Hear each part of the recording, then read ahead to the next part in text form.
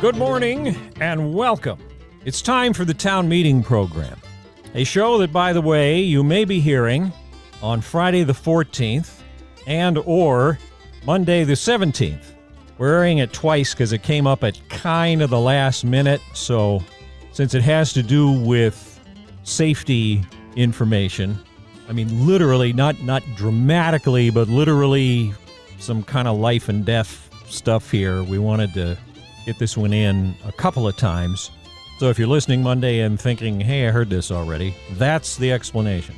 And our guest is Clay Koplin from Cordova Electric Cooperative. Their annual meeting is Monday night, the 17th. So that'll be one of the subjects that we cover, as well as things impacting the cost of electricity and is there anything CEC can do about it or has been doing about it. But that'll be after we talk about a couple of, again, health and safety issues that have come up lately and are important. So that's all on the way. We're brought to you by Cordova Wireless Communications, your local cell phone and wireless data provider, providing your local talk program. We come to you on demand, by the way, rather than just sitting here every day and babbling on and stirring things up unnecessarily. We wait till somebody needs the space, and then we use the space. And you don't have to be some sort of mucky-muck boss, manager, mayor, city council, school board, public officer person. You can be anybody who's interested in having a chat. We try to keep it low-key, podcast-ish. Kind of proud of that, actually. We were podcasting before podcasting even existed. In fact, even before iPods existed. So here we are, cutting edge. Ready to discuss Cordova Electric Cooperative with Clay Koplin on KLAM's Town Meeting.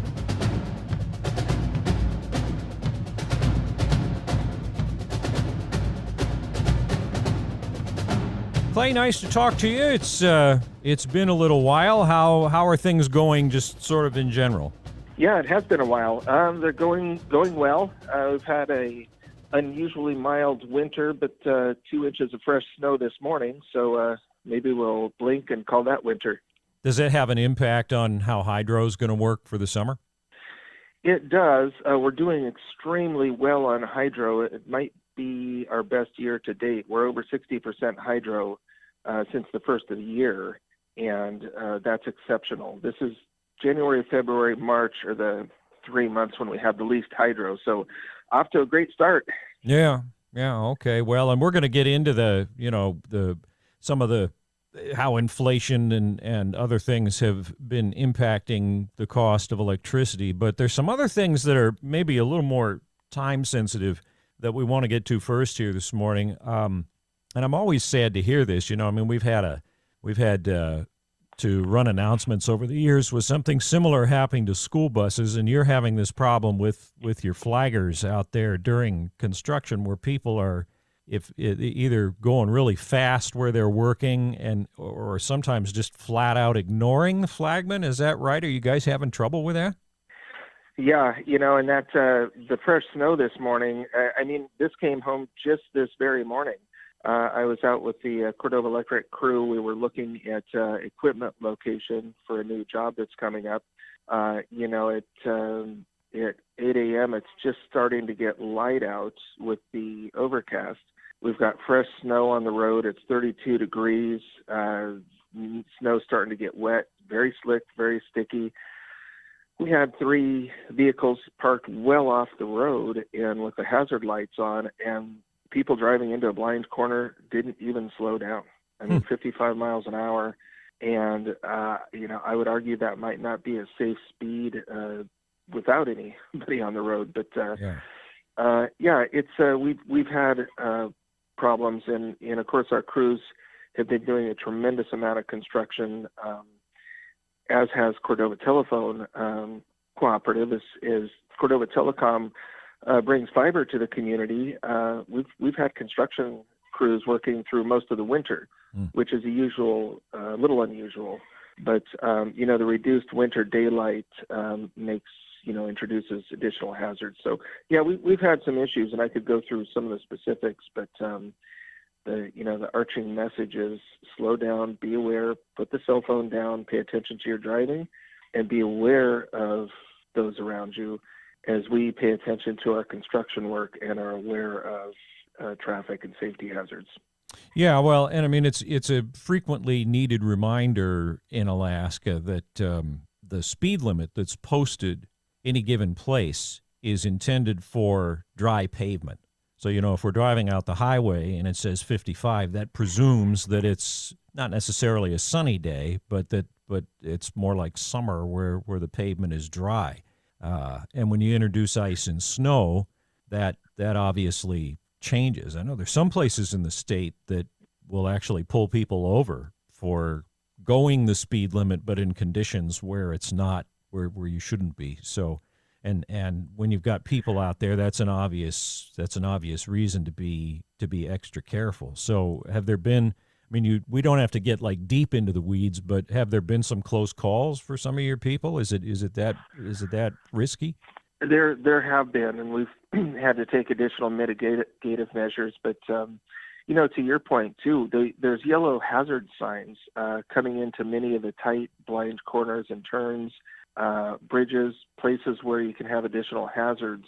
And that was the case just this morning. There's a cautionary yellow sign there, and while it may not have a speed limit, that's just kind of warning you, hey, be aware. You've got a blind corner here, and again, on dry pavement, it's one thing, but with fresh snow on the ground in the semi-darkness, additional hazards. But I just systemically, the state of Alaska, and you may have noticed over the last 5 to 10 years, Alaska and other states, they're starting to post special speed limits, and they'll have orange warnings on them. As part of the construction, they'll post a reduced speed limit. Mm-hmm. If they've got one lane of a road closed and traffic is being diverted to use part of the adjacent lane, they might reduce a 55 or a 65 mile an hour speed zone down to 25 miles an hour. Right. And post that temporarily on the signs. And that's in response to the fatalities. Oh. There have been multiple fatalities in Alaska of either construction workers and even more frequently, I believe, flagmen and safety workers being impacted by people not slowing down, not being additionally cautious and aware that there are people working and equipment working around them close to their lane. And that's why they have those posted, double and triple and quadruple fines for exceeding the precautionary or reduced speed limits during construction. Yeah. So we're a small community. We don't always have that luxury of the extra signage, but just a couple of examples that our construction people have given us. They've seen a school bus parked with the red flashing lights out and kids boarding, Yep. and someone tried to drive around the bus. Mm. We've had construction along the Copper River Highway and Lightshed Road, and especially on some of the straighter stretches where you can get full speed, and they've seen what they're pretty sure was people exceeding the 55 mile an hour speed limit and not even slowing down, literally having to reach out into the lane, waving the sign directly in front of them, and having people slam on the brakes and then, kind of cringe a little bit. But we do a good job, Cordova Telecom and Cordova Electric, of putting out the orange warning signs either side of a traffic zone, and we're extra aware on our part. But we've had some close calls, and of course the ubiquitous cell phone use or other distractions Sure. while you're driving doesn't help. So Yeah, well, and I mean, I can't even begin to imagine the tragedy that it would be. You mentioned the tightness of the community, the tragedy that everybody would experience,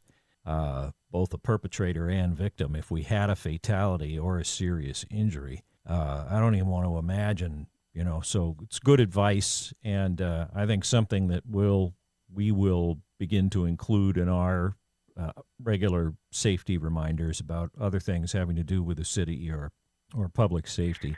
Now, yeah. Oh, go ahead. Oh, I just say, yeah, we'd appreciate that. It's we are coming into construction season, and again this year it's been unusual because we haven't had frost in the ground, we haven't had snow on the ground, and construction's been going on all winter. But I know our policemen do a really great job of, especially in the school zones, and they watch and monitor. And there are times when we've even reached out to them and said, "Hey, can you come and kind of stand by a little bit and watch this zone until we can get the traffic speeds under control?" And they've been willing to assist. And, Cordova Telecom has done a great job. They distribute those yellow safety vests and whatnot, because the other side of traffic safety is for bikers, pedestrians, so forth. Wear that high visibility clothing so that people can see you, especially in the dark, and avoid a tragedy on that regard. Sure. Well, moving on to another topic here now. While you and I were talking during the storm when everybody's roofs were blowing off, being thankful that CEC had seen to it that our power lines were buried and that we didn't have the tragic outages. In a lot of places in the lower 48, they have a storm, their power is out for weeks sometimes before it all gets restored. And ours, when we do have outages, which is rare, they're really a blip on the radar. Some things can happen, obviously, that might extend them a bit, but and you have provided reporting mechanisms for the public to communicate with you guys. But some of that is there's certain ways that people are communicating during an outage that are getting cumbersome in terms of bringing it back up, and which actually can lead to some safety issues also. So talk a little bit about that. What's the message you'd like to communicate regarding the public reporting outages? Well, thank you. And technology changes and improves, and CEC has changed some of our technology platforms, the way that we communicate with each other as employees during an outage and for outage response.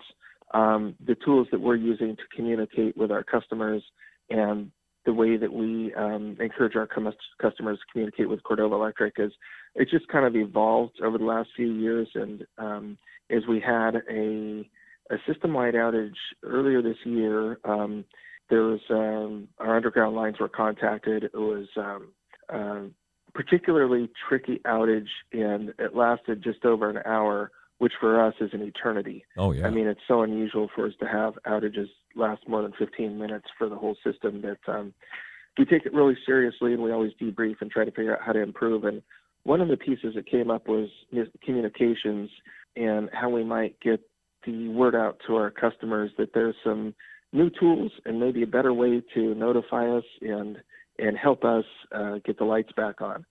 So we have developed a Facebook page, just our Cordova Electric Cooperative Facebook page. Mm-hmm. And what we started to do is just post a little bit of information when we had an outage. And we got such a quick and positive response from the membership that we've started using that as one of our primary platforms. And we will be even more intentional about it now to make that kind of our primary communication, that we do have an outage in progress, and then post periodic updates as we kind of troubleshoot and learn the nature of the outage and start to get an idea of how long it might take and in which areas would be affected. Because, one of the disadvantages of a 100% underground power system, it isn't immediately obvious where the problem is and how long it might take to fix it. Mm. So we're often 5, 10, 15 minutes into an outage, and most of the time, it's pretty much at the time we figured out right where the problem is, where we can quickly get the power back on. Yeah. Okay, so and you still have the Facebook page can be good for announcing outages, updating progress on one. You guys have also for a while been promoting your outage line, and because it is important if somebody loses power.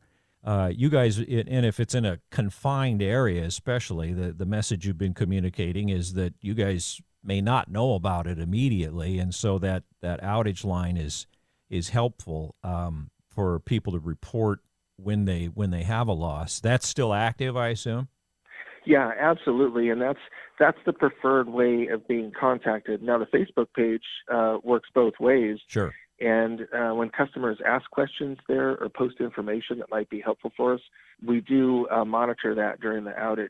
Mm-hmm. And I should mention that there's, I'll discuss that in a minute. There's kind of two groups at Cordova Electric during an outage, some that engage with the customers, some that are focused on the outage itself. But yeah, the outage line is active, and that's our preferred mechanism. Right. And so a great sequence would be if you do experience a power outage, check Facebook very quickly, and it may already be posted. Mm-hmm. We may already have posted, we're aware of an outage, we're working on it, we'll post updates. If you don't see it there and you want to notify Cordova Electric there's an outage, that outage line is the preferred way to reach out to us. Right. And we monitor that 24/7. It's forwarded through to an individual who can assist with the outage or take the information. And that lets us know that we have an outage, one. And two, any information the customer can provide can be helpful. If they happen to look out the windows and see, oh, my other customer, my other neighbors and friends are out of power as well, or if they were driving home and they see power go out in a part of town and they get home and the power's out at their own home, that kind of background context is helpful. And it can help the customers help us. Okay, but a problem it sounds like you've been running into is that because everybody knows everybody, and probably everybody who knows a CEC employee may have their direct phone number, their cell phone number in their address book. There was a problem recently where your workers, if I understand it, were getting inundated with so many calls that it was actually delaying recovery from the outage and creating issues. Yeah, so I mentioned that we kind of have two responses. One group of employees, very often our customer service representatives, will reach out to customers and assist or post on Facebook. They're kind of taking care of that part of the outage. And then they're keeping in communication with the actual, what I'll call operational staff.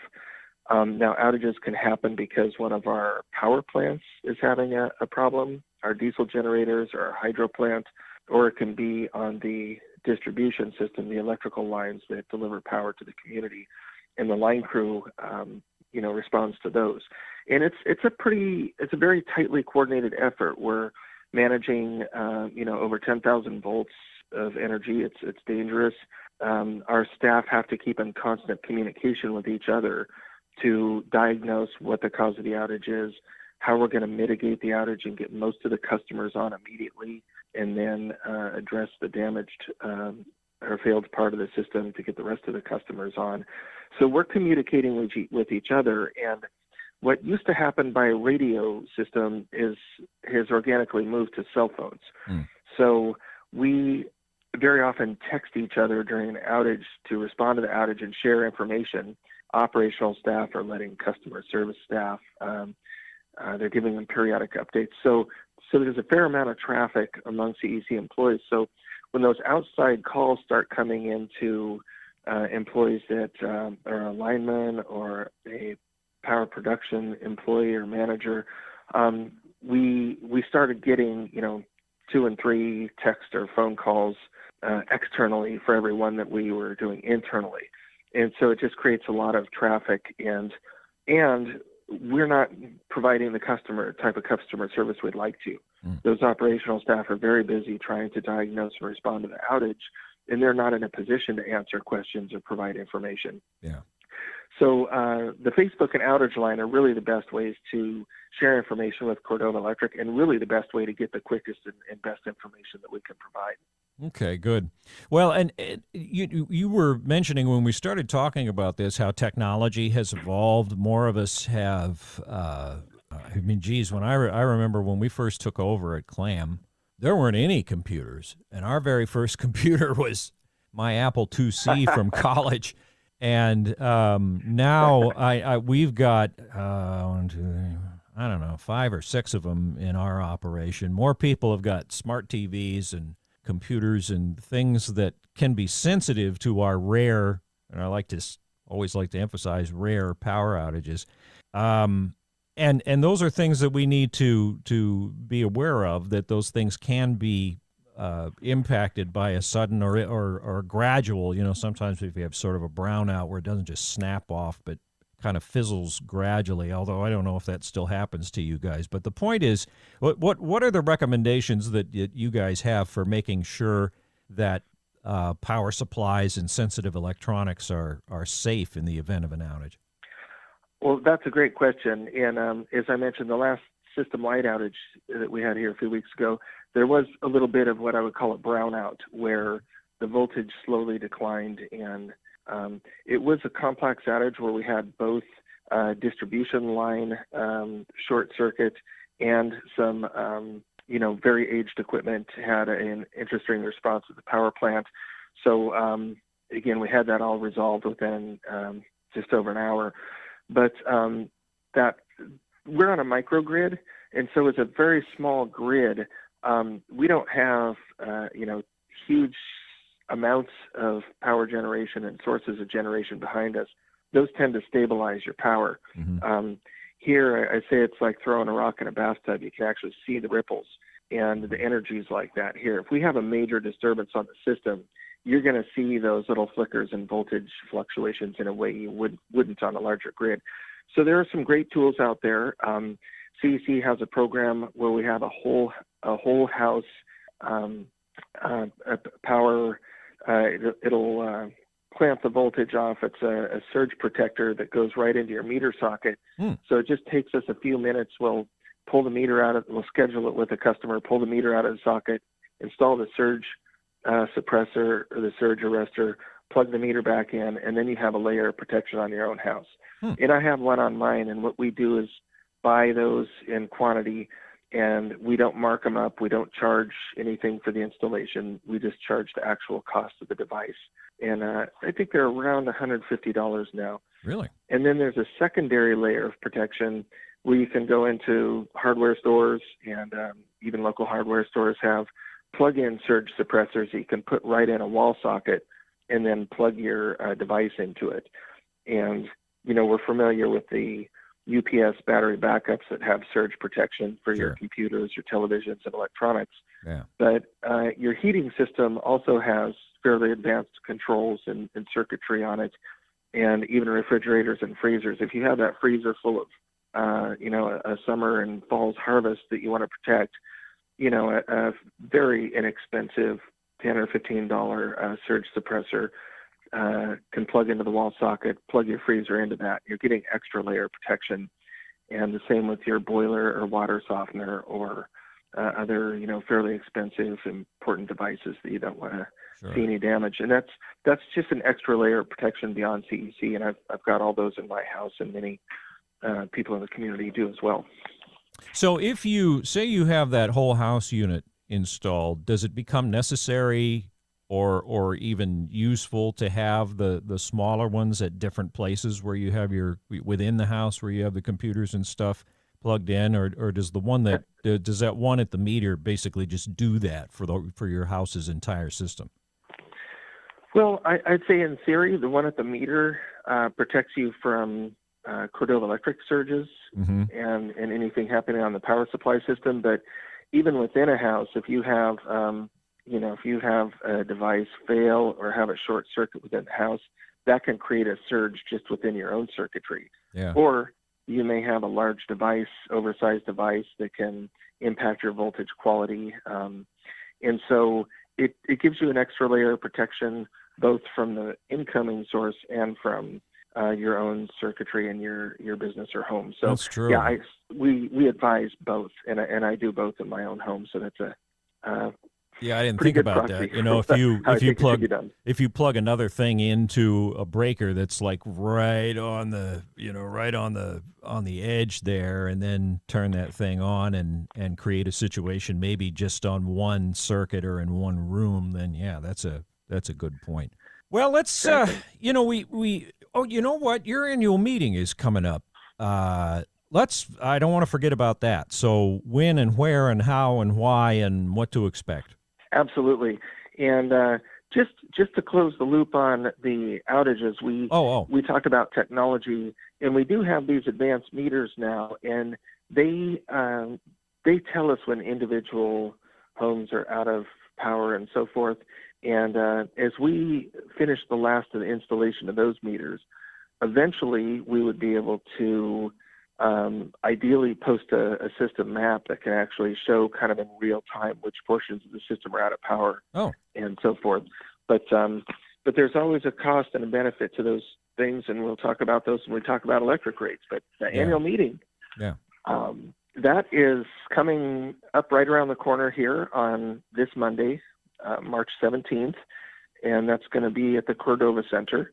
The check-in and registration is going to be at 5 p.m. at the Cordova Center, and if you've been to one or two of our last annual meetings, you know that there's a little bit of a bottleneck there when you're first getting signed in, registering as a member and so forth. So we've got a new piece in place.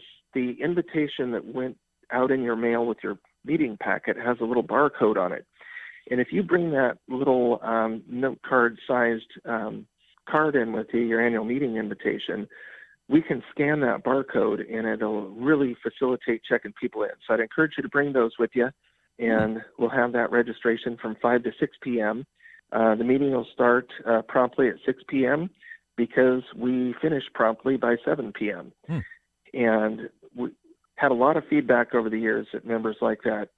Predictable and relatively brief, but insightful meeting format. So we're going to be doing that again this year. Good. All right. And then food and social time afterwards. Do you have the meeting in the auditorium? Yeah, we'll have the meeting in the auditorium. There'll be a check-in on the ground level floor at Main Street with the library and museum level, and off to the left an education room there. And we can get you signed in there. Down in the atrium in that area, we'll be setting up refreshments for afterwards. Right. We're going to have a great display by the Prince William Sound Science Center. They've had a fantastic educational program on hydroelectric energy, teaching the fourth grade classes with their school teachers, basic energy theory and all the elements of how a hydropower system works. And I really enjoyed being able to participate and provide a little additional background at the fourth grade classes here a couple of weeks ago. And the Science Center is going to have a display out in the atrium as well to show their small hydroelectric setup and some of the great educational work they're doing in conjunction with our school district. Good.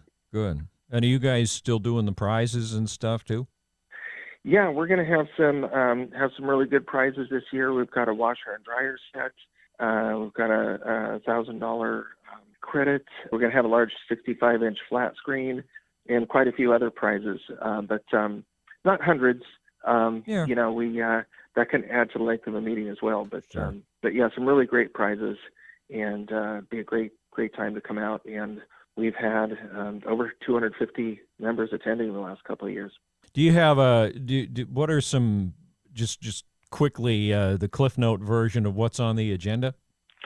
Yeah, we're going to have, we'll have our meeting minutes. We'll have our financials.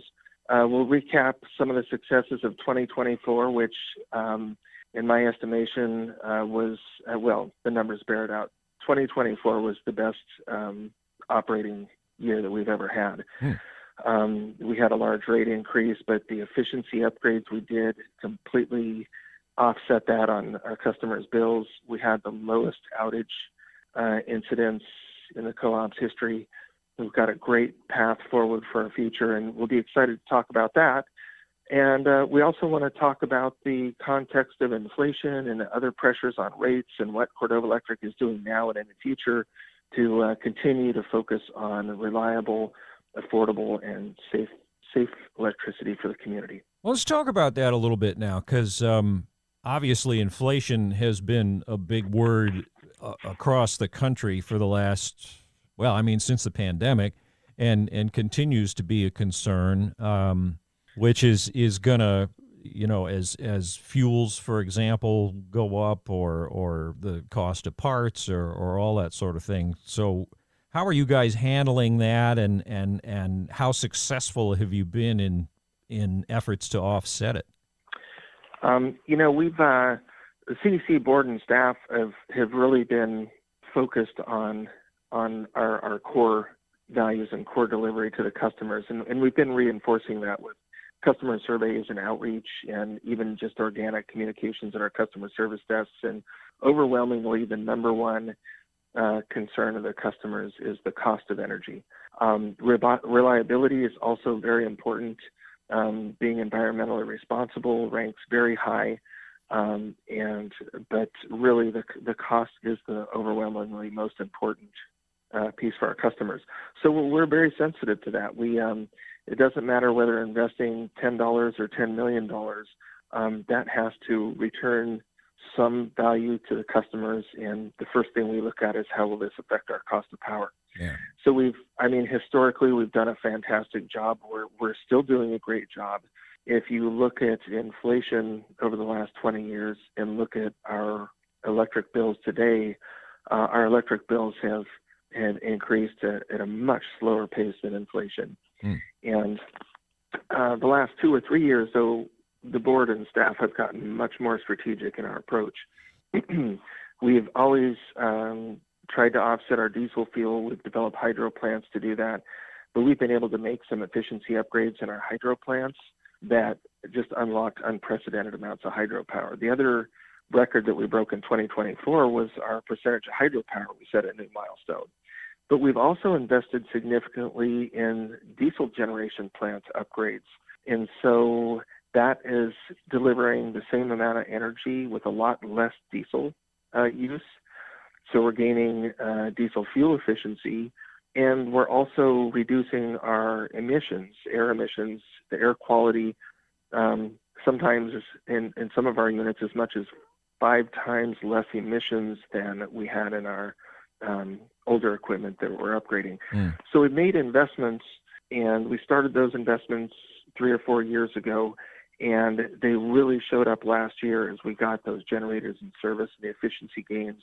And our 15.5% rate increase last year, 14 to 14.5% of that right in there, was completely offset by the diesel fuel savings.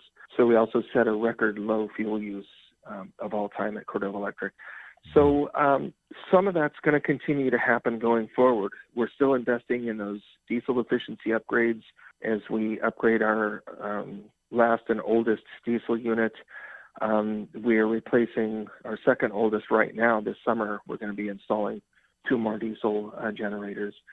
And then we have some great opportunities on the horizon to develop some dam storage to use more hydropower. And that's going to be a real big theme in the annual meeting. Yeah.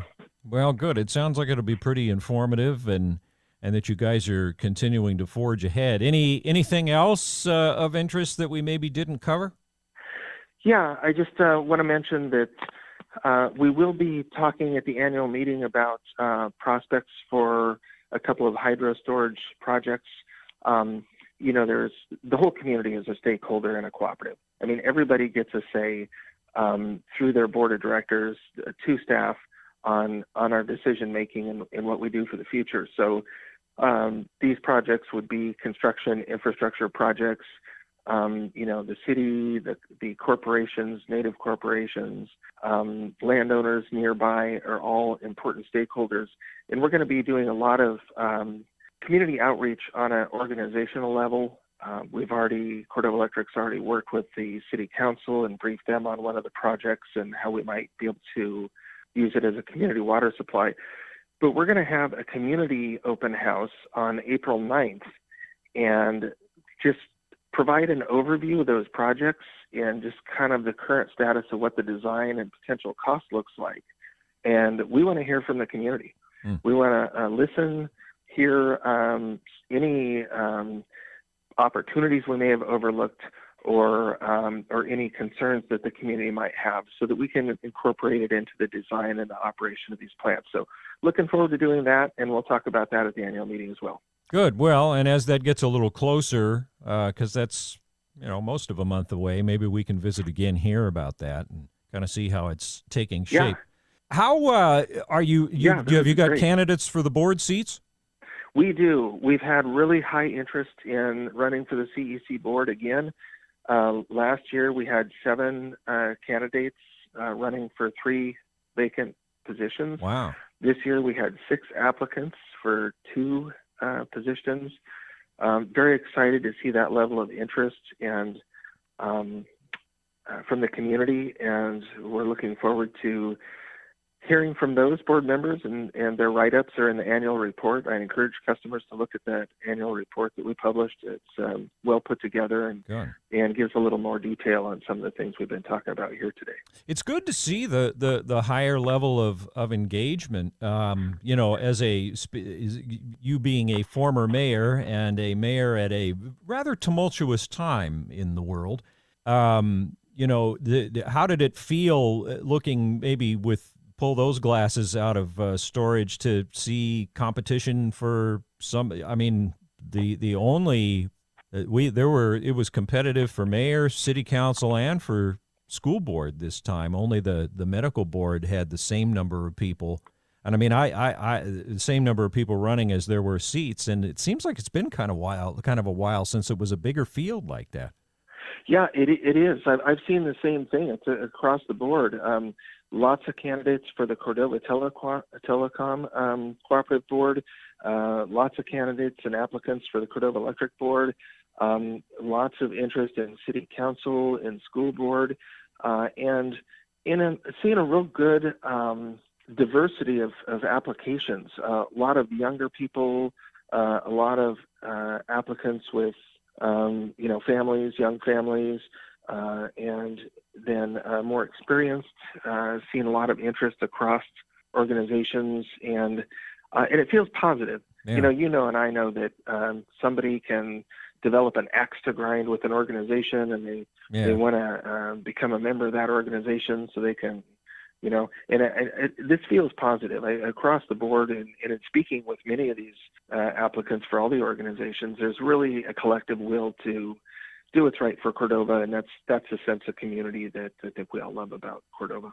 Yeah, well, I really felt that too in the forum that we had for city council and for the mayor's seat, that there are obviously, I mean, you look at social media, there's some very diverse opinions among the different people that were running for those. But when it came time to get down to business and really talk about the issues, it was nothing like these horrific, say, presidential debates or things, these national things where people are sniping at each other and digging up stuff and all this criticism. I mean, everybody really just said, look, this is me. This is what I'm about. This is what I believe in. There was some cross agreement on things. There were some differing opinions on maybe what the priorities were, but it was very respectful. And it just made me, it reminded me, this is me speaking for me, not you, but reminded me of why it would be great if we could all get better at focusing some of our angst at larger issues where we're one voice among 330 million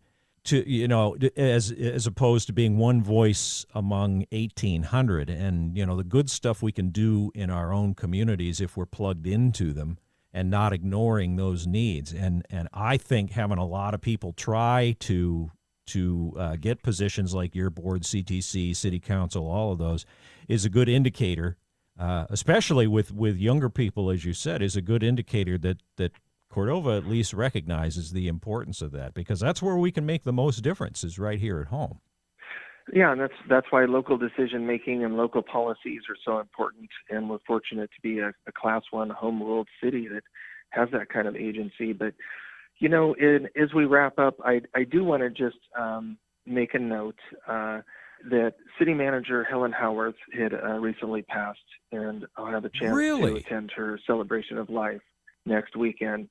But really, she embodied the community, during a pandemic, during a very difficult time when we saw so many things going wrong at the national level and even state levels and infighting and so forth.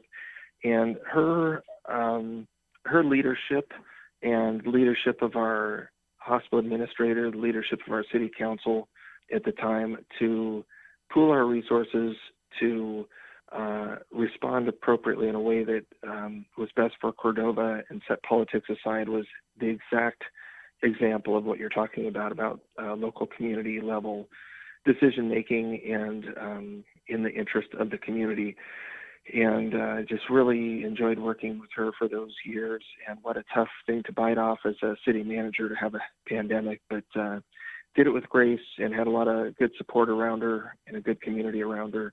And I think it's a great way to remember what she's done for Cordova and will be missed. Jeez, I had no idea that had happened. That is very unfortunate. And with your leadership, with hers, all of the people that stepped up in leadership positions, Dr. Sanders, I'll never forget, how other communities around the state and the state government itself was looking at Cordova as a model, because we were really standing out there as it was all starting to hit the fan, and they were looking at how we were doing things and saying, how can we do it? How can we do around the rest of the state what Cordova was doing?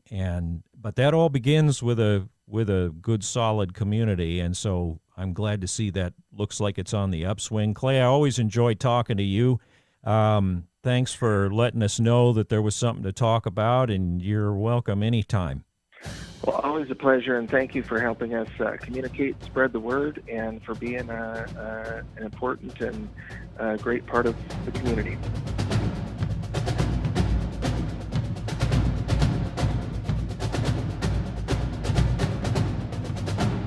Our thanks again to Clay Koplin for being our guest. Hope this was informative for you, whether you are hearing it on Friday or on the following Monday. That would be Friday the 14th or Monday the 17th. Again, we wanted to run this one twice because it came up at kind of the last minute and because there was important safety information in there. And, of course, what CEC is doing or not doing affects all of us. There may be a few who don't depend on them for power, I suppose, but most of us do. And if you don't, you're interacting with people that it impacts, whether it's processors or local businesses or whatever. Program, by the way, also available on demand if you go to youtube.com/Cordova TV. That was our companion video channel. They call it a channel, yeah. A YouTube channel to complement our Cordova radio operation. Just made sense to call it Cordova TV. So just look for the program. When you go to the channel, it'll be the most recent one if you're looking for it prior to the annual meeting, of course. And again, our show is brought to you by another entity that is important to many Cordovans, Cordova Wireless Communications. They, along with Cordova Telecom Cooperative, provide valuable telecommunications services and, in the process, draw outside funds into our community that we don't have to fish for or dig up or chop down or anything. It's because of the kind of businesses that they are, and we are glad to have them as our partners in getting community voices out there on your local talk program. If you ever have an idea for a show, again, just let us know. Contact. We still even accept faxes. So call, fax, email, Facebook message, whatever. Even if there's just a topic you'd like to hear discussed and you want to recommend a guest that we should talk to about it. Can't guarantee, of course, that the guest will be agreeable depending on the nature of the topic, I suppose, but we'll certainly try. And you're in the driver's seat on that one, so that's how this one worked. Clay had some stuff he wanted to get out there about the safety, about the meeting coming up, and so he called and we respond, and we'll do that for you too. The rest of your programming for the 10 a.m. hour is on the way, so we keep you informed in all the ways we usually do during this hour, and we want to thank you again so much for tuning in. Thanks to Cordova Wireless Communications for the sponsorship. Have a great rest of your day.